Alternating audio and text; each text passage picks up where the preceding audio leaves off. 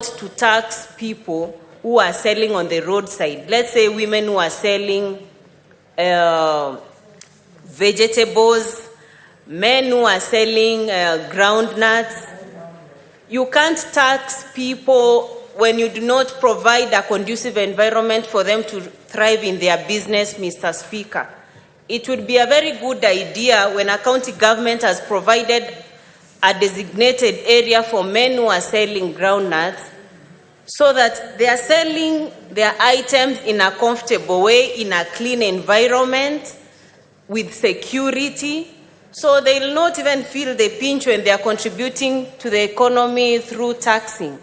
But when you tax people and they cannot see the value of the money you're taxing them, then you are likely to face resistance when you are coming to introduce these regulations, Mr. Speaker.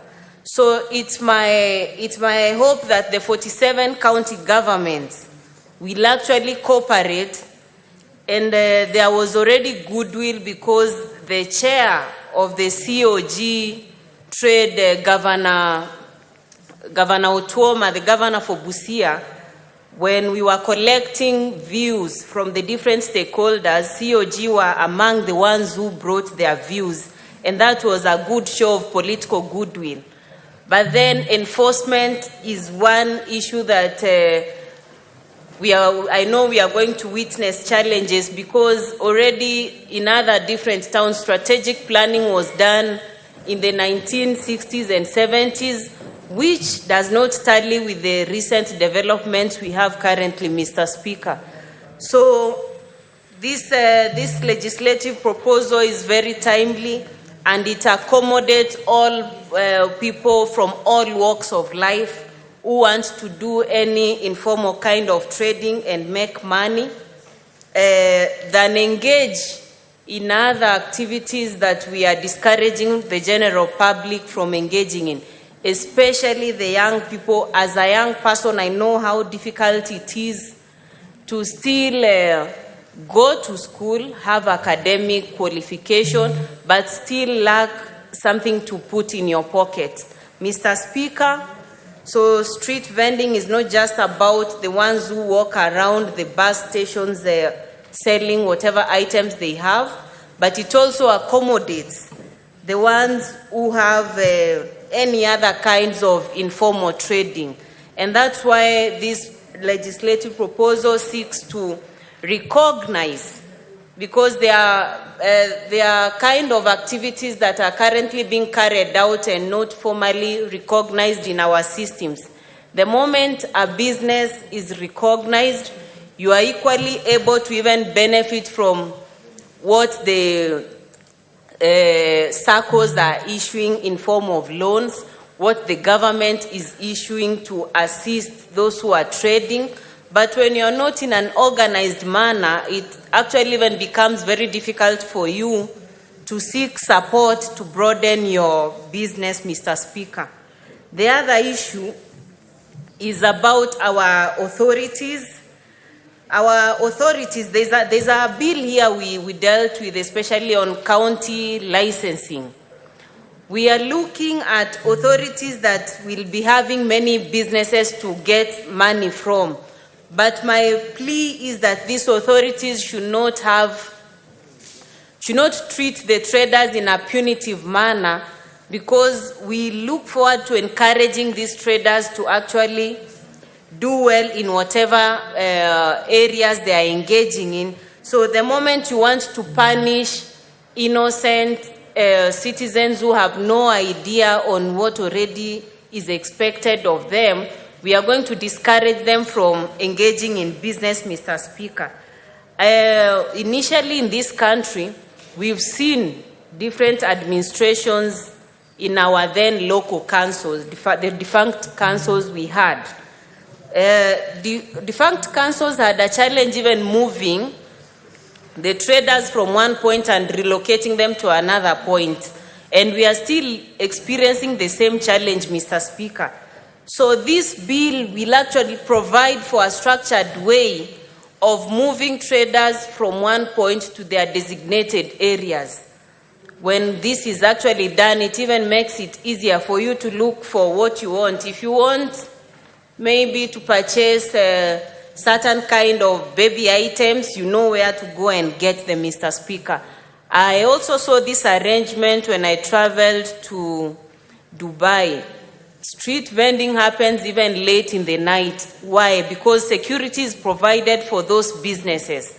And those businesses have no problem with paying taxes because they have security, there is water, there is sanitation. So people are comfortably doing their businesses without little challenges here and there that we are currently facing in third world countries like Kenya, Mr. Speaker.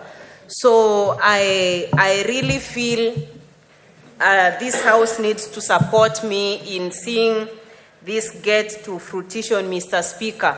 In my own county of origin, Mr. Speaker, we have several women who sell vegetables on the roadside. They have not been able to move to the market because we do not have a structured way of accommodating them in those markets. Like I said, strategic planning for different towns was done way back in those years, and we need to readjust to accommodate such kind of people who are engaging in business currently. Mr. Speaker, all this that we are suggesting is not a new thing. We, all of us, want to align to sustainable development goals. In different countries across the world, informal trading is not a new thing. It's only that in Kenya we now want to put this into law so that we do not have people who are informal trading being harassed. Every other time I watch the news, I read statistics and stories of very sad cases of where women who are coming all the way from Mlolongo coming to sell their product in Nairobi sometimes end up with their products being confiscated all together. Mr. Speaker, we do not want, why would you confiscate someone's items, still subject them to arrest, and eventually destroy those items? Once you arrest someone who is actually engaging in such kind of trade, if they have already been penalized, don't go ahead and destroy their property, Mr. Speaker. Our mantra as the Kenya Kwanza government was to dignify the work that people are doing. The moment you want to treat people in that manner, you are already doing the opposite of what we anticipate, Mr. Speaker. And I want to urge the young people across this country to acquaint themselves with this legislative proposal. I might not be in a position to visit all those areas and see the different small trading that you engage in. But by me representing you with this proposal in this House, I believe it will go a long way in assisting so many other people who will come after us, Mr. Speaker.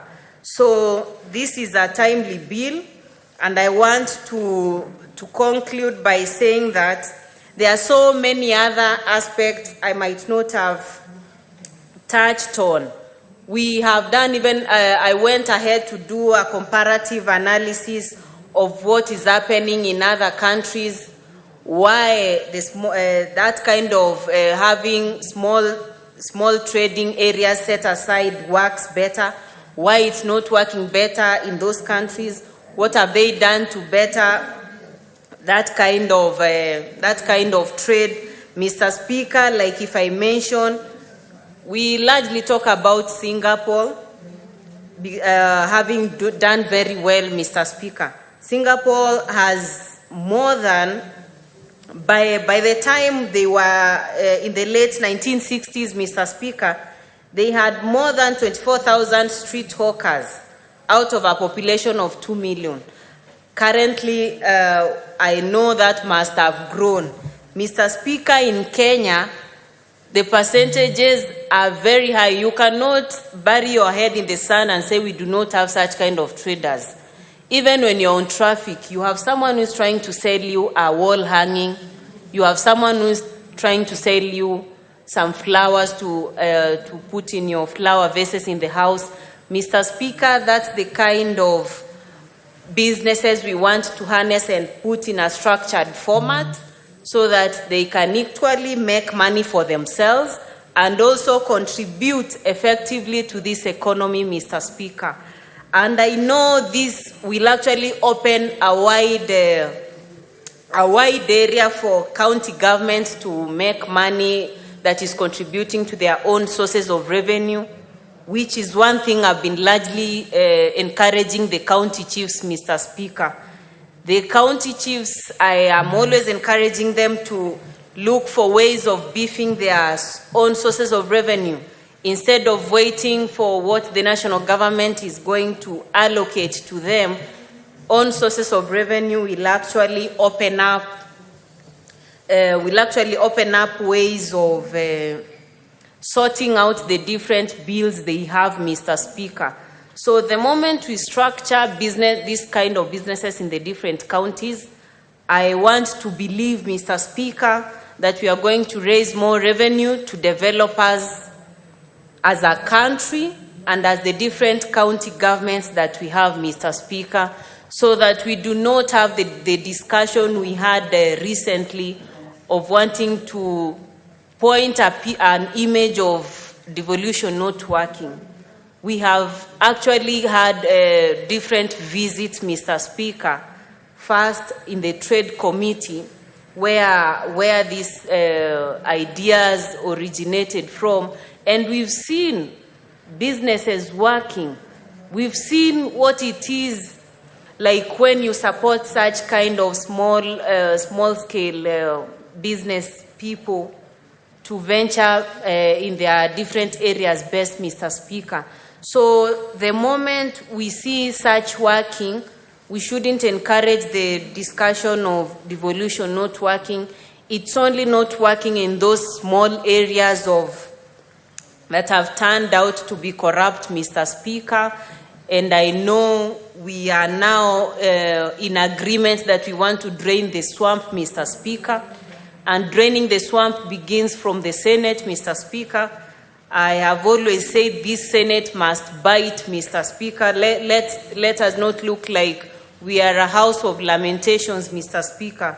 So as I actually take my seat, this is a bill that needs our support jointly, Mr. Speaker.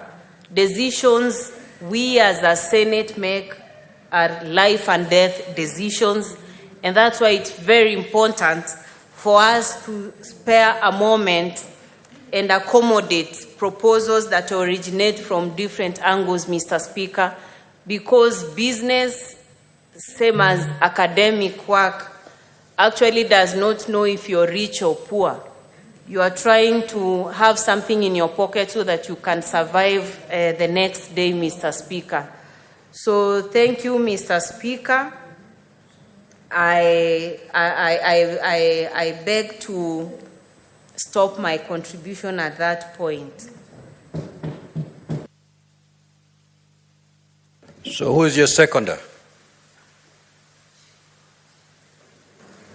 Mr. Speaker, I'm very happy to see my chair is in the chamber, the Senator for Kajiado, Senator Seki.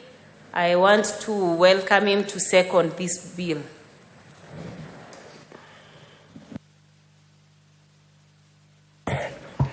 Thank you very much, Honorable Speaker, and I take this opportunity to second this important bill on the street vendors and protection livelihood bill, bill number of 2023. And I want to say that, Honorable Speaker, this bill has come the right time when we are in the position where we are still on the area where we have county governments and the devolution is underway, where counties are making progresses in different aspects. particularly on issues where we want to say that the common mwananchi is struggling through the MSMEs and small businesses, Jua Kali sector, people from different sectors, particularly on business, small businesses, are struggling in our street, in our towns, to make food at the table, to put that food at the table. Honorable Speaker, we deliberated as a committee on this bill, and we invited quite a number of stakeholders, including the street vendors, small business enterprises, Jua Kali sector, and quite a number of other business enterprises. And we deliberate on the bill quite well. And we want to say that, I want to say on the onset that this bill has touched quite a number of areas on issues of the way on how businesses, the counties, municipalities will also handle the small, medium people or even businesses in our counties. Honorable Speaker, at the clause 4, we found that it is good that we give the Cabinet Secretary to have one database of the entire country to all the businesses in the county, particularly the vendors in the country. And this will be liaison with county governments, which are more in touch in the county governments, particularly in our streets, in our businesses, in our towns. And that clause tries to explain on how the movement of businesses will be taken care of, so that the database can be kept by the ministry in the entire country, but more with the liaison of the county governments. Section part 3 of the bill, we were looking at it at the area where we bring the designation of vending zones. We look at it like to designate the vending zones is a very important aspect, which we normally, in fact, it is not there in most of our counties, in most of our big towns, most of the big municipalities like Nairobi, Eldoret, Mombasa, Kisumu, and many other municipalities that we do have. Honorable Speaker, this is where, and I think it is something that Honorable Senator Hazy has tried to put it very clearly, that we have done quite a number of research in other counties, in other countries, and we found that it is good that we have to define the restrictions and of free areas where we categorize free zones. We brought in the issue of restricted vending zones and non-vending zones.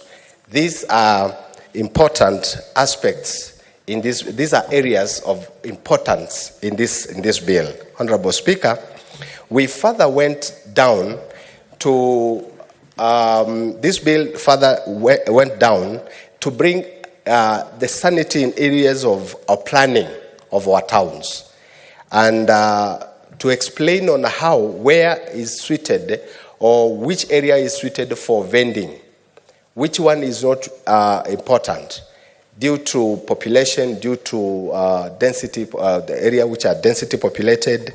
And this bill will help the common mwananchi and even the movement of people, because you realize that in most of the towns, it is hardly for us to get even people getting even out of town. There are a lot of congestion of peoples and even vehicles, just because you just find somewhere, you put your items on the ground and you start selling.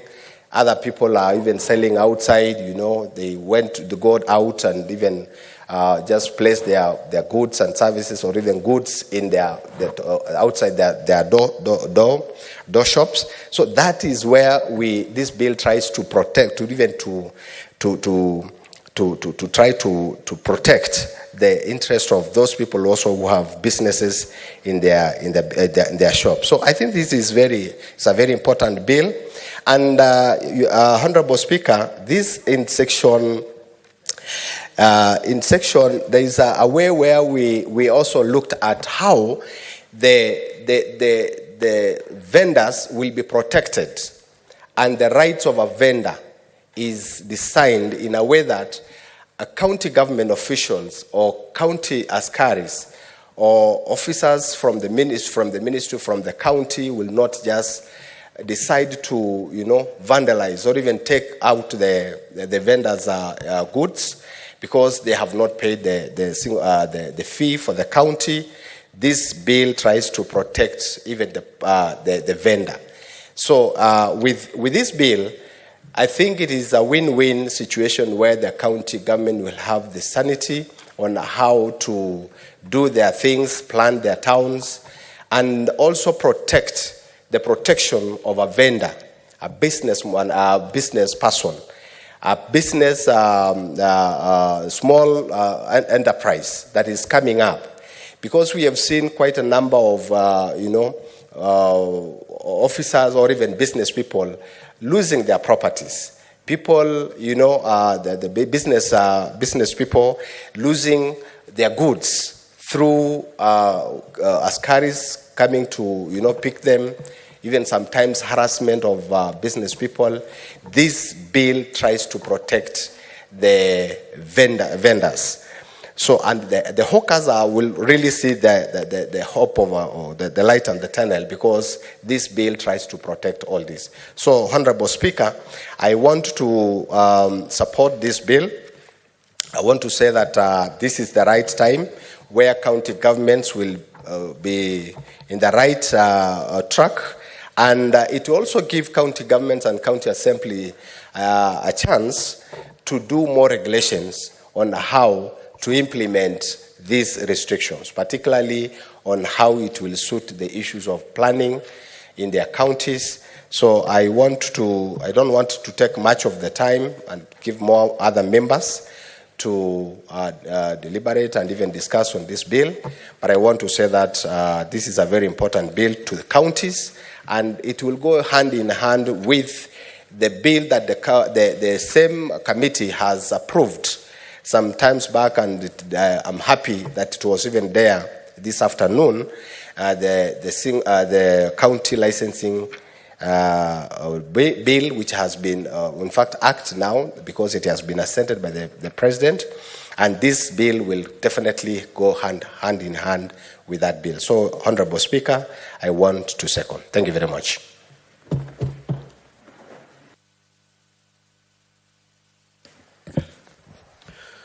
Honorable Senators, I will now proceed to propose the question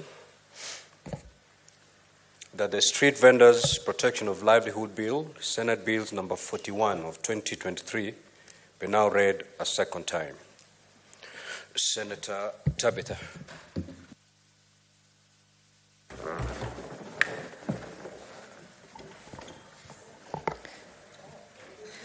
Thank you, Mr. Speaker, and I do rise to support the Street Vendors Bill 2023 by Senator Esi, and I want to really congratulate her for taking her time and walking the journey with this great bill.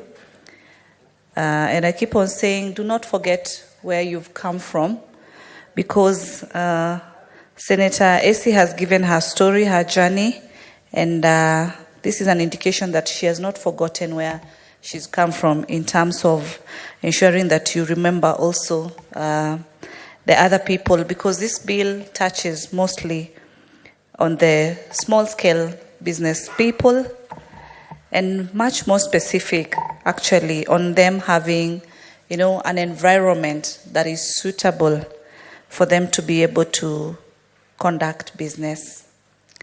Mr. Speaker, apparently, today we seem to be few, and so I was seated actually to Senator AC, next to Senator AC earlier as you're calling the owners of the other bills. And I'm so proud of her because as the others were absent, she still said she was ready. She's always ready. A good indication for the kind of young leaders that we see, we have, and they are always prepared. And she has taken us through. I've also perused through the same bill. I've looked at some of the clauses, case example clause 5 of the bill, Mr. Speaker, which talked about a vending license. Under the section shall include the following: the applicant's name, the type of license, the vending location, the contact of the applicant's type of goods and services to be sold, the type and date of vending activities where applicable, time of... In short, it includes a lot of details that are very important, Mr. Speaker.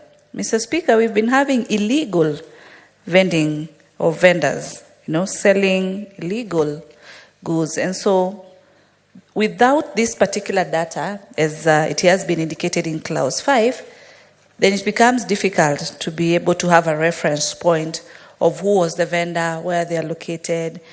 And also without this information, then also people evade to make or pay their dues as required. Allow me to narrow it, Mr. Speaker, as far as the county of Nairobi is concerned. Earlier last year, I had received some complaints from the people of South B and South C on unscrupulous vendors who've decided to put their goods, and these are, to be more specific, these are the construction items, the sand, the ballast, outside people's gates, within the courts, within the estates. And people have decided to start selling and merchandising sand and ballast, among other hardware materials, something that really disturbed the people of South B and South C, issues that I was also able to raise through the Nairobi County as to why these people had the confidence to, just come and disrupt the well-organized estate structures and start setting, and putting their merchandise out there without the consent of the other estate dwellers. So with this type of bill, with this street vendors bill, Mr. Speaker, and as I've also deeply looked at it, it's going to set aside. Clause 4 talks about a proposed vending zone plan by the county. So if the county is going to adhere and ensure they set aside the zones and license as per the zones, we will not be having where people are waking up and deciding to set structures anyhow, anywhere in these different counties. There will be a plan. There will be a better structure and strategy on ensuring that there is adequate space, there is adequate room. There is also an organized marketplace whereby people are able to specifically know that in this particular area, they can be able to get the merchandise or the services they actually do need, Mr. Speaker. Mr. Speaker, looking at where we are with the political temperatures, also our young people, the Gen Z, who've come out and they're very, as I said earlier, they're very informed, very well articulative of their issues.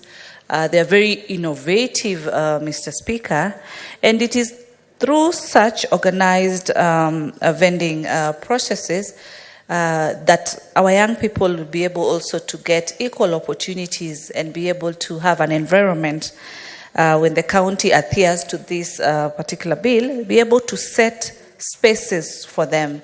I heard the Senator AC talk about vending environments and spaces that will consider people with disability, will consider women, will also consider more specifically the young people, and they can be able to showcase their very skillful talents and their very products that they've been able to come up with, because they've been given an opportunity and an environment that is able to help them enhance and grow their concepts, their businesses, Mr. Speaker.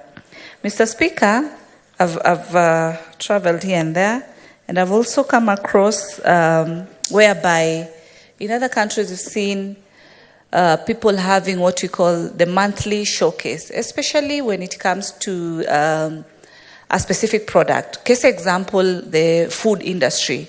We have what we call the vendors, showcasing their different culture or ways of offering a service or a product. And case example with the food industry, you find that, Mr. Speaker, people are able to showcase variety. It is more cultural.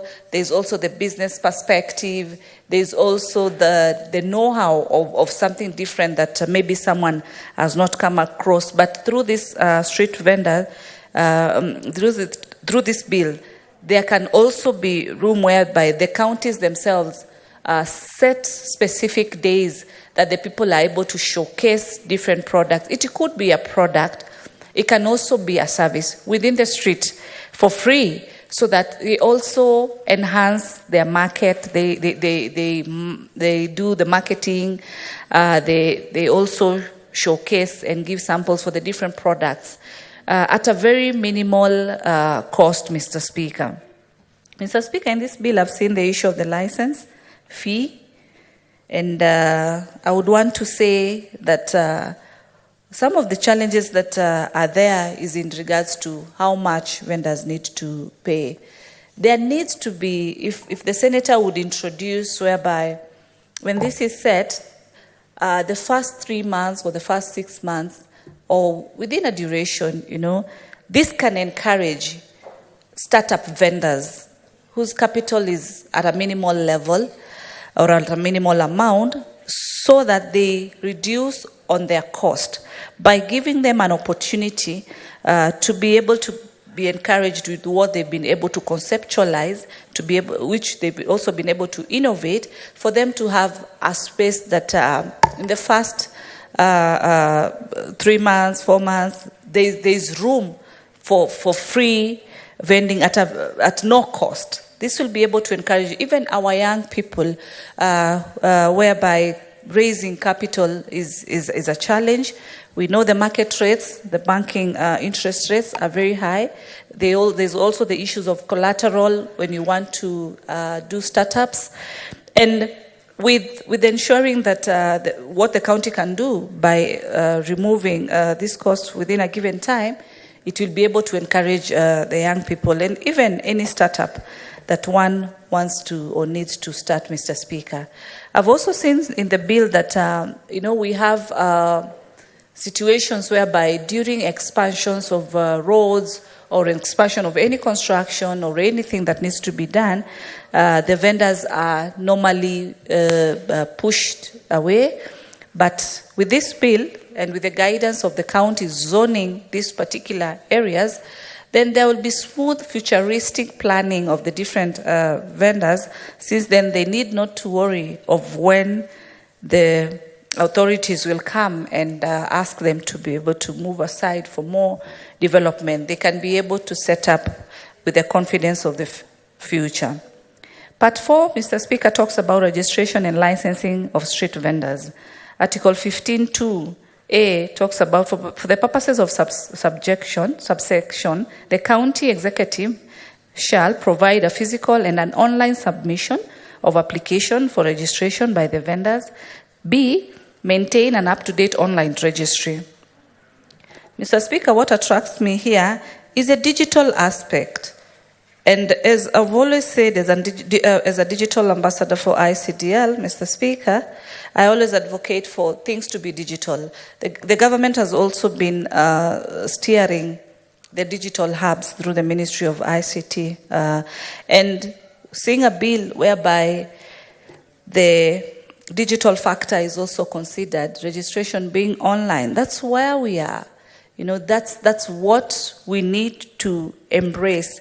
This definitely will cut unnecessary cost. You just need your gadget, you just need to dial the number that you need, and you are able to input your details there. You are able to get your license online with minimal movements, and this is where this is where we are today, Mr. Speaker. So I really do appreciate Senator Esi with this bill, and do really support, because as a business person, this is then what encourages the small micro entrepreneurs to be able to be confident to set up their businesses in an environment that is very, very suitable. With those many and few remarks, I do support, Mr. Speaker. Thank you, Senator Tabitha, for your contribution to this important bill. I now invite Senator Mogatana Buya Danson to also have his contributions. Thank you, Mr. Speaker. Mr. Speaker, many years ago, when we were younger and we were in the university, and as students of law, we were required to buy shirts for purposes of the moot court. Moot court is where we do these presentations in competitions, and you are able to showcase what you have been learning in a practical setup. The law students are meant to do defense of their clients and so on. So, Mr. Speaker, I went to buy a shirt from one of the vendors. You know, all of us were dressing in mitumbas those days, Mr. Speaker. That's what we could afford. So you have this guy telling you, male kwa male, male kwa male, male kwa male. He says this is a clean, nice shirt. And it was in the evening. It was, as usual, last-minute purchase because you wanted to comply with what you've been told tomorrow. Then in the morning, you wake up, you see the shirt is actually not a white shirt, Mr. Speaker. And you try to go and trace that vendor, Mr. Speaker. You will never be able to trace him. And I'm not the only one, Mr. Speaker. Many people have been sold watches that turn out not to be watches. Other people have been sold mobile phones that turn out to be toys. Mr. Speaker, all of us have gone through these experiences in one way or the other. So, Mr. Speaker, this law is a good law because this law is saying we want to regulate this trade. In many countries, Mr. Speaker, a hawker or a street vendor would be wearing a registration. So you know from his registration that you can trace him. He's wearing something on his collar that says, I've been licensed by Nairobi City Council or Nairobi City Government to do selling of toys, selling of handkerchiefs, and they're able to be traced, and they're able to be regulated. Mr. Speaker, many students who finish university and are not able to secure formal jobs have gone to do this type of business. And Mr. Speaker, some very prominent businessmen also started by selling sweets in the streets, and then they went on to graduate to other things, opened supermarkets, opened very important commercial enterprises that we are proud of nowadays. So, Mr. Speaker, this law is a kind of law that we welcome. And I support the fact that there is a need for regulating the work, and this is work that people do in the streets. And the idea is to create confidence that if I am buying a belt from this gentleman is registered. This gentleman has this number on his registration. So I know if he's selling me a bad belt, I will be able to trace him. If he's selling me goods that are not proper, then I'm able to get a relief. So, Mr. Speaker, this is a very, very beautiful development. And my take is that we have to give more role to the county governments. The county governments are the ones who basically, even before the new constitution came, they used to deal with matters to do with markets and street vending. So we need, without going too much into controlling what they do, we need to have this framework, as we have said. And this framework will give county governments, such as the county government of Tana River, the ability to do the right things with these young men and young women who are doing street jobs. These people need to be given proper identification.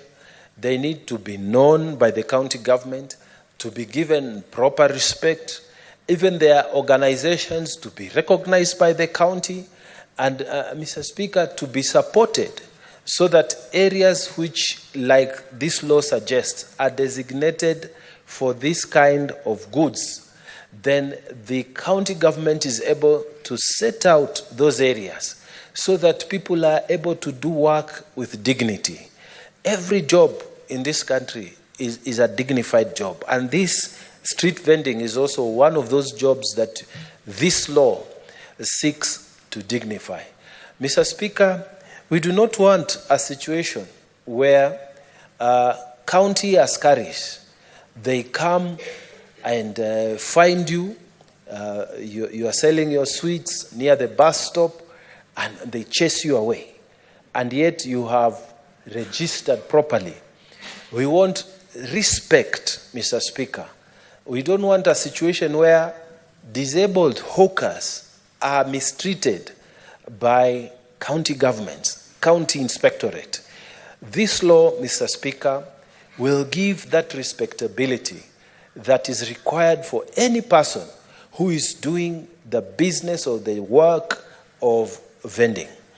Mr. Speaker, when we have this law, it is also going to be easier for the county governments and even the national governments where necessary to deal with issues that can arise. Mr. Speaker, I remember in Zambia, not so long ago, there was a cholera outbreak in Lusaka, in some parts of Lusaka. And so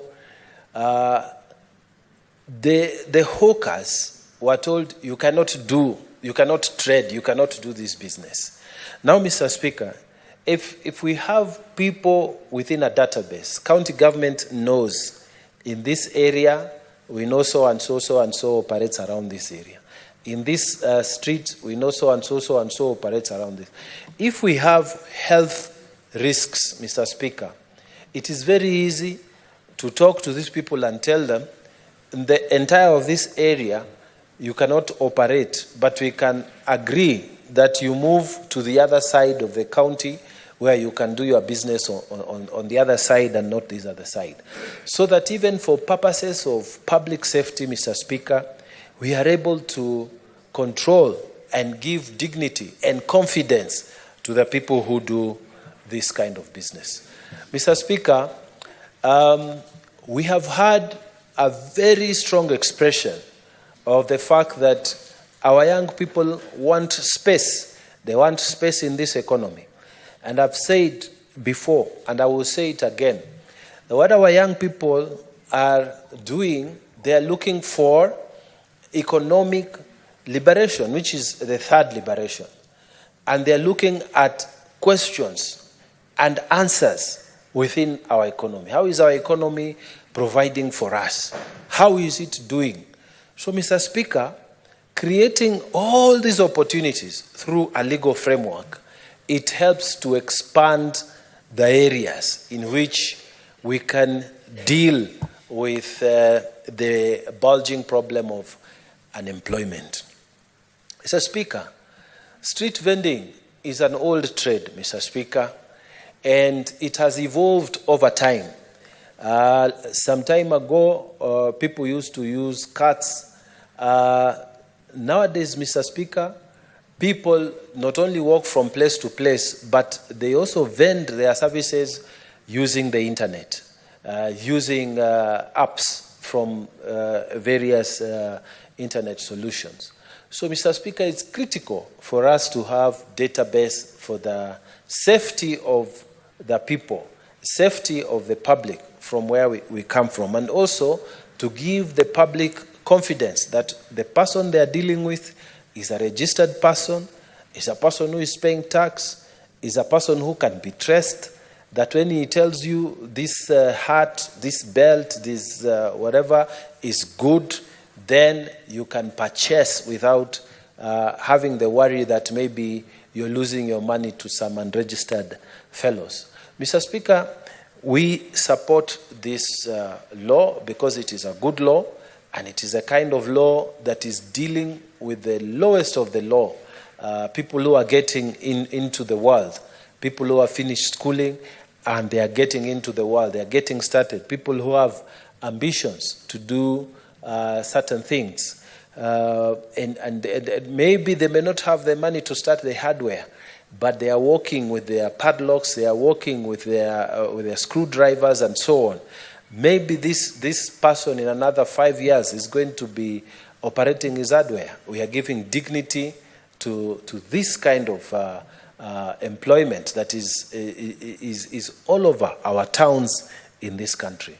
So, Mr. Speaker, I want to congratulate the Honorable Senator Okenyuri for thinking about this, because it is a good thing to support and formalize the informal sector, which has employed so many more people than even the ones who are employed in the formal sector.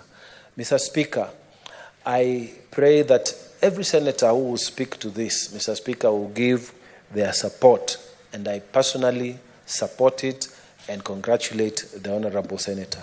Mr. Speaker, I beg to support. Thank you. Thank you, Senator Mungatana. Senator Manzo.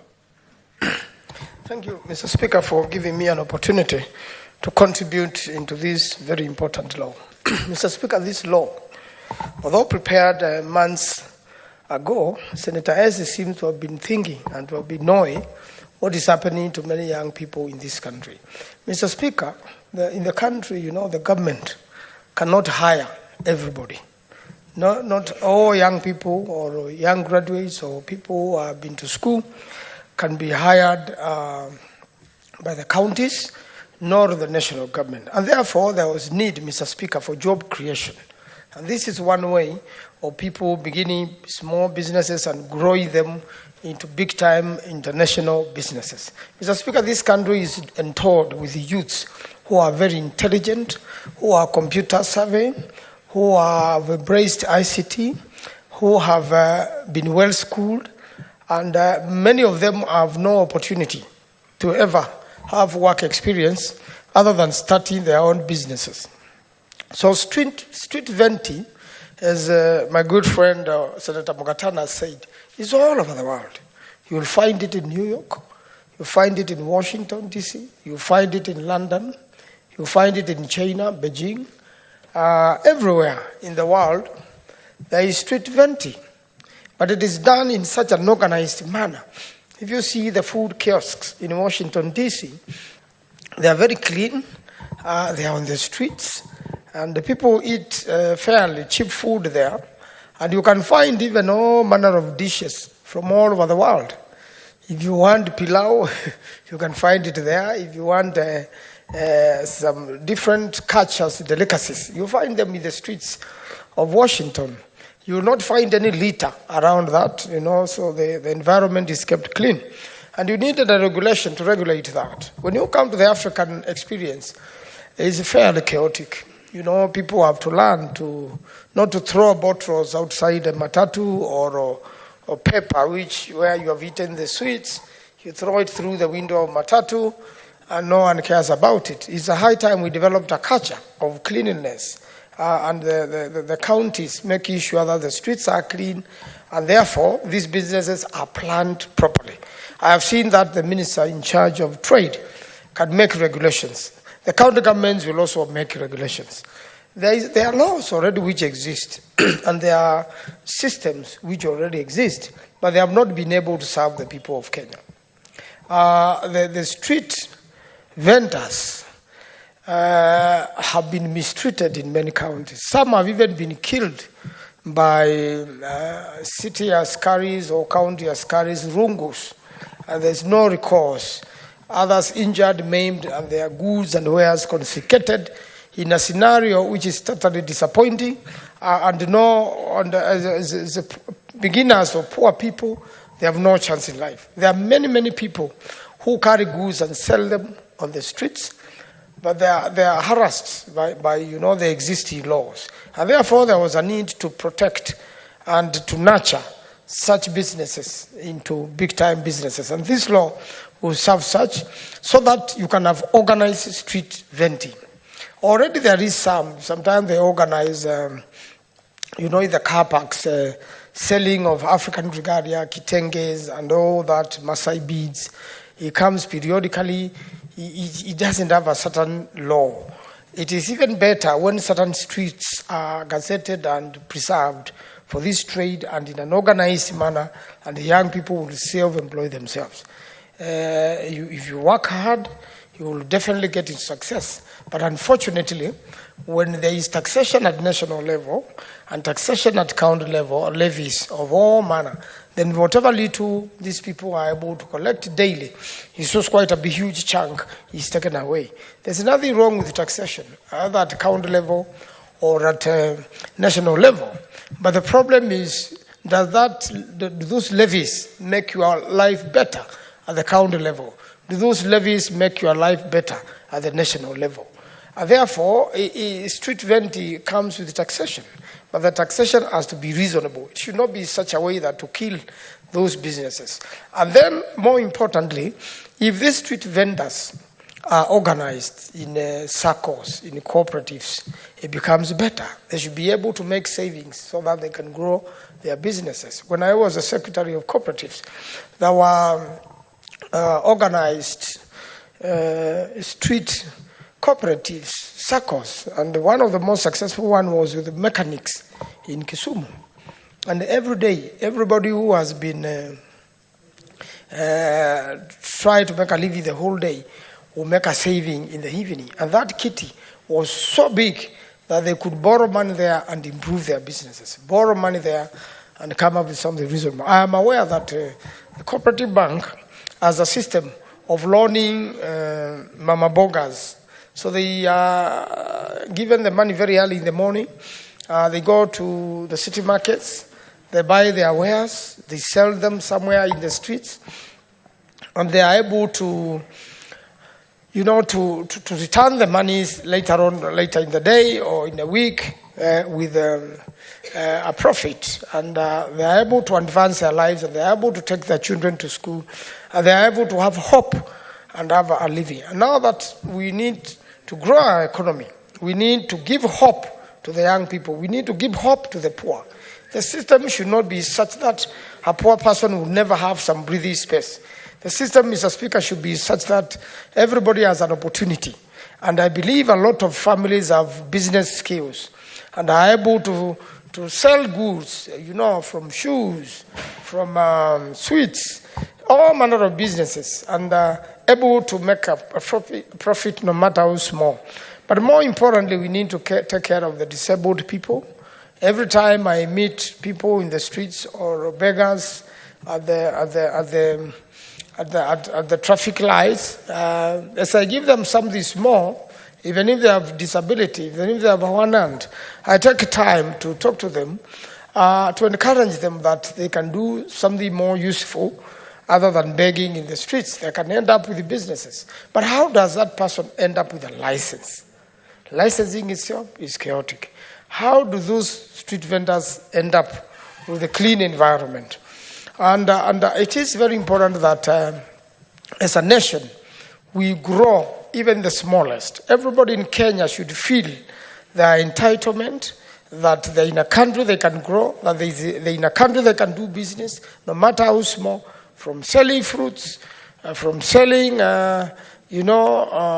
burger, from selling clothes, even second-hand clothes, or whatever clothes they have, whatever wares they have.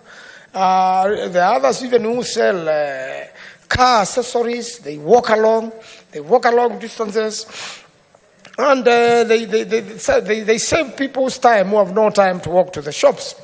And these are the people who eventually grow into bigger shops, more settled, more organized, will even pay bigger levies to the counties. And subsequently, the spending power is enhanced. And they are able now to grow their lifestyles and come up. Therefore, a law like this, and a time like this, is important, Mr. Speaker, so that everyone is accorded an opportunity. But this particular law must protect these people. And the people themselves must be responsible. And that's why I'm saying when they are organized in cooperatives and in circles, it's much better. It will ensure cleanliness. It will ensure good planning. It will ensure that some certain streets are preserved, so that if you want to brush your shoe, you know you can do it after this certain interval. If you know a place you can buy, cheap food, clean on the streets, a cup of tea, then you know where those kiosks are, and the people can even, have a place along the street there. There are so many spaces even in the city of Nairobi. You can arrange these businesses cleanly. But also make sure that we have a proper system of garbage collection. In many of the counties you go, you'll find these garbages have overspilled, they are supposed to be carried away, and even it is not clear where they're going to be dumped, deposited, how they're going to be processed. And garbage collection is big business in many parts of the world. We need to come up with regulations whereby, if it is bottles, plastic, they're in one place. If it is a glass bottle, one place. If it is organic material, all of it in one place. It can even be used to process organic fertilizer. Different sort of discipline and a culture, which must be grown through the counties and the county governments, and generally educating the people. So in the regulation, you could come up with something which will make Kenyans, more responsible, so that we can manage all that. And then garbage doesn't accrue everywhere, all over the place. Even the garbage transporters, Mr. Speaker, you see the lorry is overloaded and it has collected garbage and it is spewing more garbage on the streets. Who will collect this garbage? Who will, ensure that the environment is clean? And then, Mr. Speaker, certain parts of the cities, have such rats and other venoms which could transport disease. And therefore, there must be a system of making sure you have a natural system of dealing with the rats and other things, as it is in many cities. Some people keep cats, and you will have some balance of some sort. And therefore, is a whole enterprise, Mr. Speaker, which should run into every small market and every big market, every city in our nation, and be well planned, be embraced by the people, be embraced by the county governments, and be embraced by the national government. And therefore, it needs a big discussion. It needs a very, very big discussion. But most important, we must get things right as far as governance is concerned, from the counties and to the national government, to make sure that these people are accorded the necessary opportunity to grow. And similarly, give an opportunity to every child of the nation. Education is an equalizer. When people are educated, then we'll have more plumbers, we'll have people with business skills, people with knowledge of bookkeeping, probably from colleges, locally available, so that they also learn how to make business better. So that when we grow these businesses of vendors, then the vendors are likely, you know, to know how to organize themselves to make sure that they make a profit, to make sure that they can save, either in a SACCO or in a bank, and to make sure that they can borrow and be able to pay and grow their businesses. And when you do that, Mr. Speaker, and with the proper climate in the country, where transportation is easy, by reducing the taxes of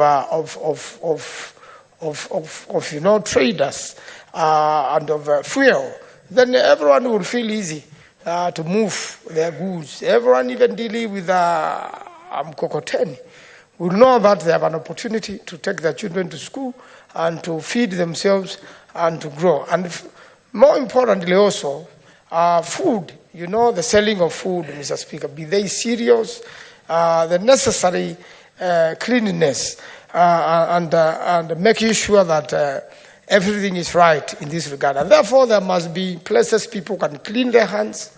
There must be the washroom facilities done by the county, because they move together, these things, so that the street business becomes profitable. You heard Mugatana talking of outbreak. You know, when people don't keep cleanliness, then they are outbreak. And one of the major way of achieving and dealing with the disease is water provision, so that the taps of Nairobi are not dry, so that the taps of different county headquarters and different towns are not dry. But the moment there is no water, then even somebody who is roasting maize on the streets, which is a business, they are venting there, then they should have the necessary cleanness so that in case of an outbreak, they don't give disease to other people. And diseases like cholera are extremely dangerous, kill many people. And therefore, all that has to be put together by the regulations coming from the minister and the regulations coming from the county government. Mr. Speaker, I beg to support and hope that this will be embraced in the right direction, in the right attitude by the counties, and even the county assemblies take key measures to have similar legislations done for the local counties so that, Mr. Speaker, this can be achieved. I thank you and I second. Thank you very much, Senator Manzo, for your contribution. Senator Tabitha, what is your intervention? A personal statement. Give her the mic, clerk. Sorry. It's on a personal statement to the inaccurate reporting on contribution to the motion of the current state of the nation. Well, as Senator Tabitha, I am aware that we are out of statement hour, but I'm notified that the substantive speaker had approved your reading of the statement. Proceed to read the statement. Thank you. Pursuant to Standing Order number 58. Thank you. Thank you, Speaker, for giving me this opportunity. Personal statement, inaccurate reporting on contribution to the motion of the current state of the nation. Mr. Speaker, sir, I rise pursuant to Standing Order 58 to make a personal statement concerning inaccurate reporting on mainstream media on my contribution on the motion before the Senate on the current state of the nation. Mr. Speaker, sir, during the afternoon sitting of the Senate held on Wednesday, 10th July 2024, some sections of the mainstream media have misconstrued my remarks to mean that I was supporting the rejected Finance Bill 2024. This is not true. My position is that whereas some clauses in the bill may not have been offensive, what the country went through, that included loss of lives, injuries, vandalism, and destruction of property, the Finance Bill 2024 should be withdrawn in its entirety. I thank you, Mr. Speaker, sir. Signed by Senator Tabitha Karanja Kiroche, my Deputy Majority Leader, Senator for Nakuru County. Thank you, sir. Thank you, Senator Kiroche. Senator Tobiko Peris.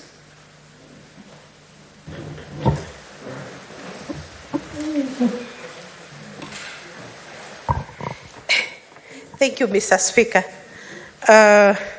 Mr. Speaker, you know, the statement by Senator Keroche Tabitha almost disrupted, you know, the flow of the motion and the flow of thought on this very important bill that we were discussing, Mr. Speaker. Mr. Speaker, thank you for the opportunity either way. Mr. Speaker, let me congratulate Senator AC for this beautiful, piece of legislation, Mr. Speaker. Mr. Speaker, this will be one of the most important and relevant pieces of legislation that have gone through the floor of the House that are relevant to our counties, that is relevant to our daily lives in this country, Mr. Speaker. Mr. Speaker, you realize that in our country, it's only a very small percentage of people who are in formal employment, Mr. Speaker. And so quite a majority of Kenyans are hustling for a living. They are venting, in our counties, in our towns, in our cities, Mr. Speaker. And so this legislation will bring sanity, into and order into the lives of very many people who are venting for a livelihood, Mr. Speaker. Mr. Speaker, let me say this legislation will also entrench the rights, of informal, of those in the informal trading, Mr. Speaker. Mr. Speaker, it helps also, to organize and to plan properly how public space is used, Mr. Speaker, in our towns. Because sometimes, Mr. Speaker, you sympathize with both the vendors and those who are not vending. Because sometimes there is such disorder and you are unable to move at certain hours in our towns, Mr. Speaker.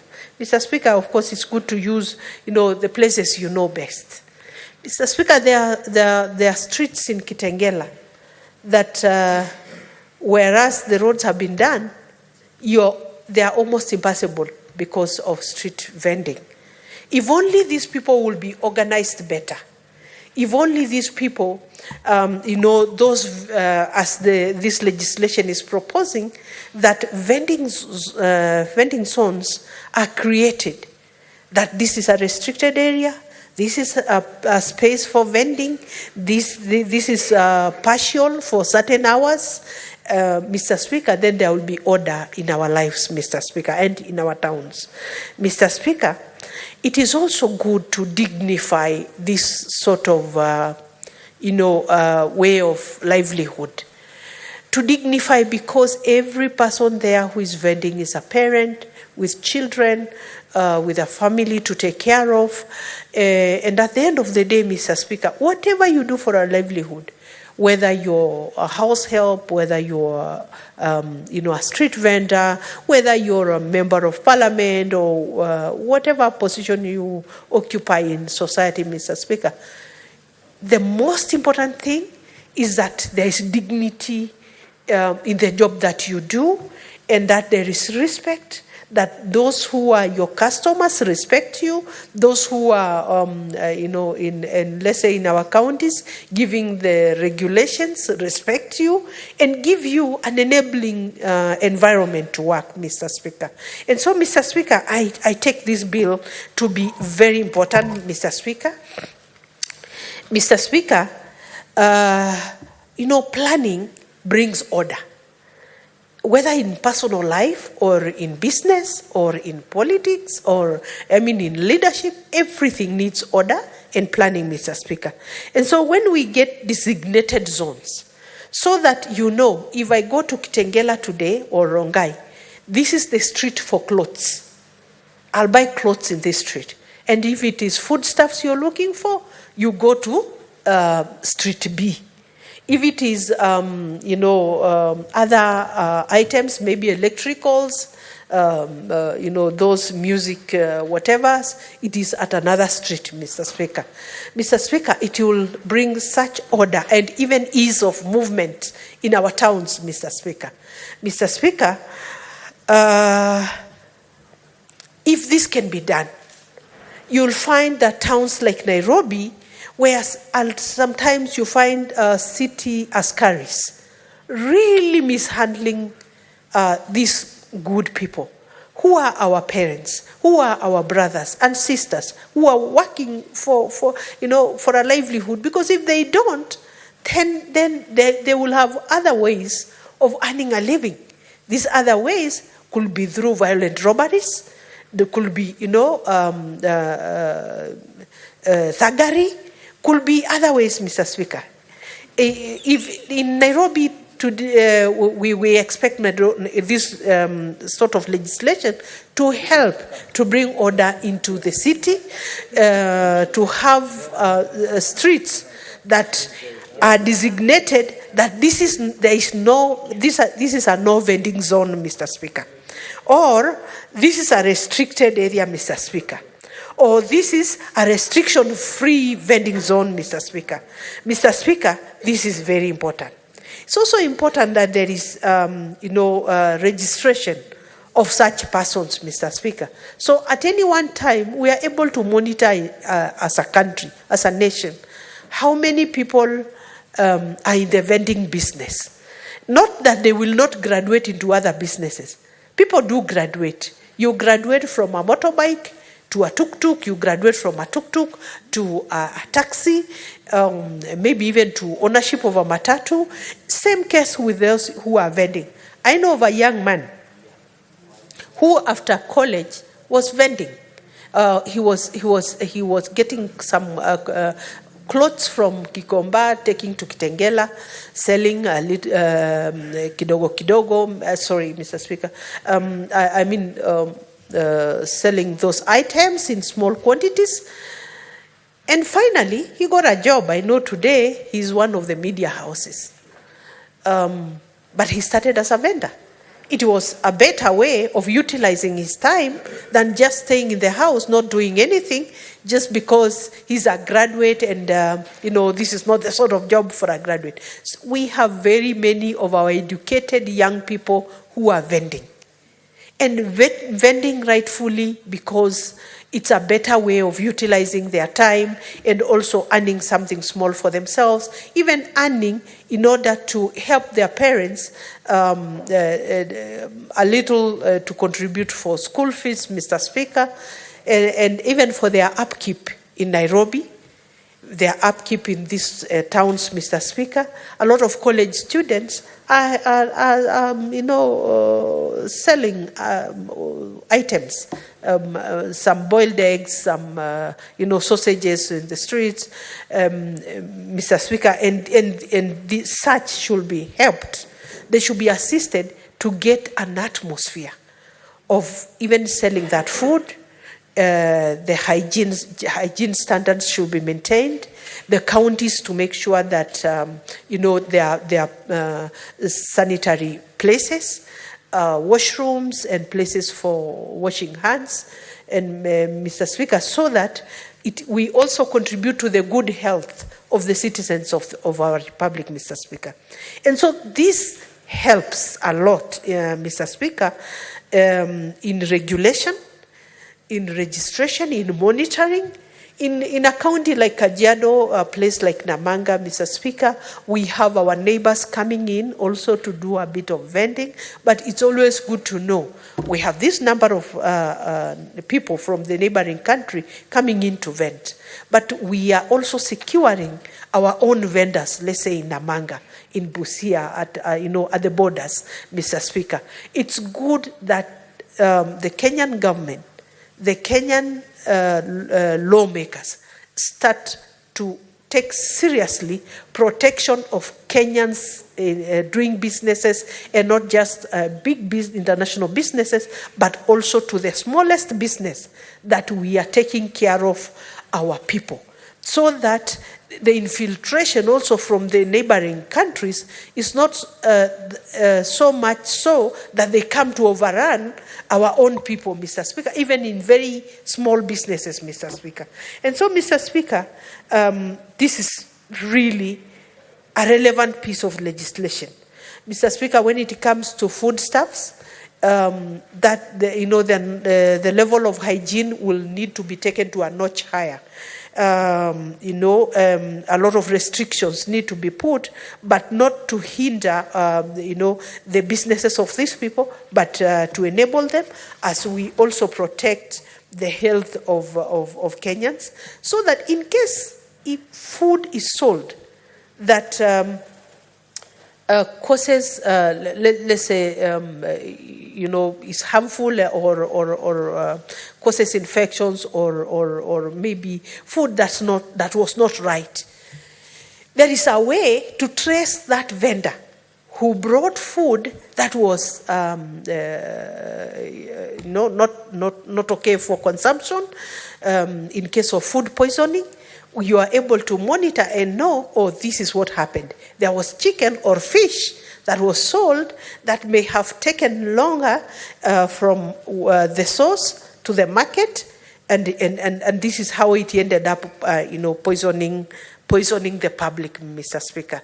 Mr. Speaker, even in terms of revenue collection, it is easier when such organization and order is put in place. I know in there are towns like Kitengela where usually it is on Sundays that there are so many vendors, and I realized the majority of these vendors are coming from Nairobi. I meet the same person who tried to sell me socks somewhere here in Nairobi. I meet them in the streets of Kitengela, and I'm like, hey, I saw you somewhere. And you realize there are even inter-county trading. There are people coming from Nairobi trading in Kajiado, Mr. Speaker. And as they do that, there must be a way to monitor the movement of these people, and also to help them trade, but not to overrun the local market in every county, because, Mr. Speaker, even those who are stationed, people in those counties, need the space and need, the protection by legislation to be able to do their trading, Mr. Speaker. And so, Mr. Speaker, I see this as a very relevant piece of legislation that will bring sanity to the business environment. There are those people who are, in the mainstream business, in their shops, and they are paying rent. They are paying a lot of other revenues to the county.